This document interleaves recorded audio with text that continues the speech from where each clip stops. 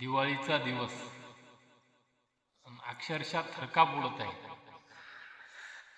दिवाळीच्या दिवशी दिव्यात तेल टाकावं का पाणी टाकावं असं झालेलं आहे. दिव्यात पाणी, खाली जमिनीत पाणी, वरी ढगात पाणी, इथं डोळ्यात पाणी. पहिलं पीक ते तसं गेलं. 4-4 एकराच्या सातबाऱ्यावर 4-4 एकराच्या वाऱ्यामध्ये हे एवढं गटुडी तयार व्हायला लागले.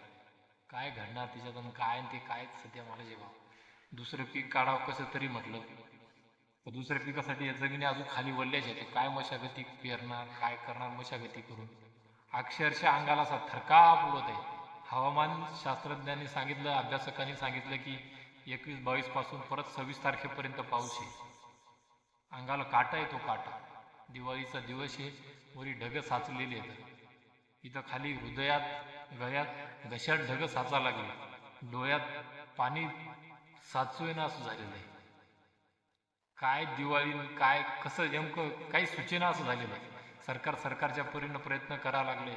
अधिकारी कर्मचाऱ्यांना कामावर लावून ज्या काही शेतकऱ्यांच्या पदरात पडला असेल त्याला थोडाफार हातभार झाला असेल, काही शेतकऱ्यांच्या खात्यात अजून पडलं नसेल ती वाट पाहत आहे. पण निदान या निसर्गानं तरी थोडसा दमदार, निसर्गानं तर थोडीशी साथ द्यायला पाहिजे होती. थोडी जरी साथ दिली असती निसर्गानं आधार झाला असता. पण ती निसर्ग सुद्धा यावेळेस कुणाचं एक ऐकायला तयार नाही. कशी दिवाळी साजरी, अवघड झालं अवघड.